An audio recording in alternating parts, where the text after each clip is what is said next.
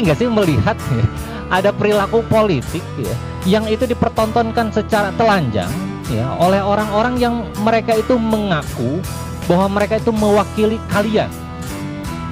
Jijik nggak? Jijik ya. Karena banyak orang itu, ratusan, ribuan, bahkan jutaan orang di luar sana itu, ketika mereka melihat perilaku itu, mereka tidak merasa, saya tidak merasa mewakilkan suara saya untuk dibegitukan.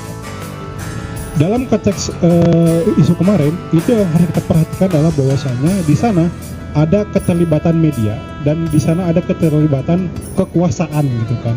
Nah, itu dipertanyakan kepada kita tuh berulang-ulang kali gitu kan.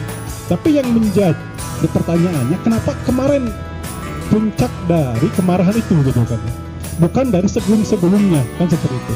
Nah, ini saya melihat bahwa saya memang kaum muda pun hari ini itu secara pengembangan keputusan, memahami wacana di dalam konteks politik kan, itu tidak independen gitu kan. Tidak independen. Kenapa?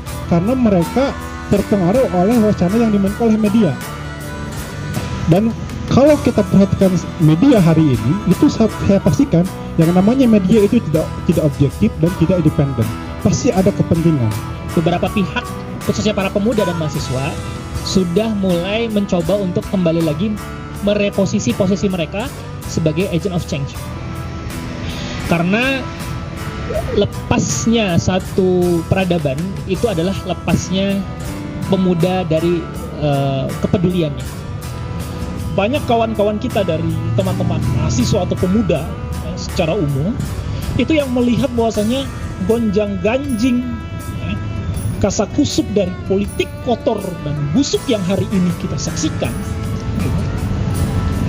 itu hanya berpulang pada sosok-sosok personal, atau dalam bahasa lain rezim yang zolim, yang mereka melampaui batas. Jadi hanya sebatas itu yang dipandang, sehingga perlawanan itu menggugat dominasi dari orang-orang yang dianggap begitu zolim dan melampaui batas. Tampaknya ada hal yang mereka lupa, ya, yang ini harusnya juga menjadi satu kajian kita bersama untuk lebih jauh melihatnya pada konteks hal yang lain, yakni pada persoalan sistem misalnya. Jadi selain kemudian ada hal yang problem zolim pada sosok-sosok personal para penguasa, ternyata sistem penguasa yang dijalankan juga zolim, yang hari ini orang sebut sebagai demokrasi. Serupa Kurawa dan Rahwana, pemain politik sistem hari ini menghantarkan kezoliman kehidupan. Pun laksana Mahabharata dan Ramayana, gemerlap demokrasi kian terbuka membuka muka busuknya. Kian kemari kian tercium anyir jati dirinya. Sistem korup, habitat para pencuri congkak berjubah citra intelektualitas. Kehinaan mereka begitu nyata, jelas, tegas di depan telanjangnya mata. Serupa Rasputin, sang pengembara suci Nanhina dan Tsar Nicholas, pejabat hari ini pun demikian oligarki dan antek-anteknya menyajikan tarian penghancur raya. Tingkah berdebahnya tak membuatnya malu, tak membuatnya lari, tak membuatnya kapok, justru semakin menjadi semakin rakus lagi dan lagi. Pernyataan sikap Forum Pemuda dan Mahasiswa Islam. Bismillahirrahmanirrahim. Memperhatikan berbagai peristiwa politik belakangan ini, khususnya kekhawatiran mengenai adanya politik dinasti dan dominasi oligarki, kami merasa perlu untuk menyampaikan sikap tegas dari berbagai kalangan, terutama para pemuda muslim. Sikap tegas ini harus disertai oleh kajian kritis, solutif, dan konstruktif.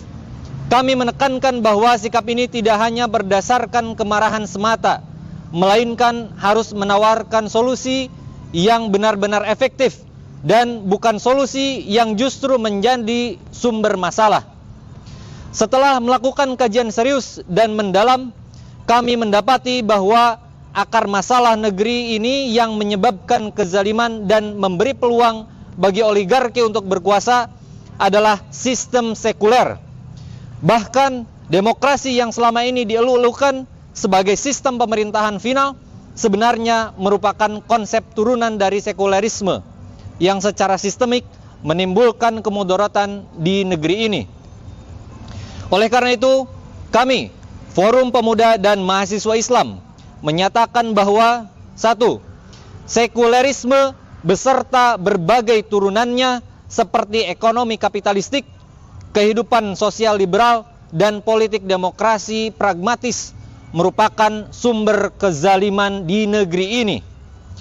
2. Kajian serius perlu dilakukan oleh berbagai kalangan, khususnya mahasiswa dan pemuda Islam, untuk menunjukkan bahwa demokrasi bukanlah sistem politik final yang layak diadopsi. Demokrasi pada kenyataannya memberikan ruang bagi oligarki untuk berkuasa dan mengatur negeri demi kepentingan pribadi dan kroni mereka. 3. Sistem kapitalisme sekuler adalah sistem yang bertentangan dengan ajaran Islam. 4. Mahasiswa dan pemuda Muslim perlu secara serius mengkaji Islam dan memperjuangkan penerapan syariat Islam dalam kehidupan dalam naungan khilafah, agar cahaya dan rahmatnya dapat dirasakan oleh negeri ini dan seluruh alam. Demikian pernyataan sikap ini kami sampaikan. Bandung, 2 September 2024, Forum Pemuda dan Mahasiswa Islam. Takbir! Allahu Akbar! Takbir! Allahu Akbar! Takbir! Allahu Akbar!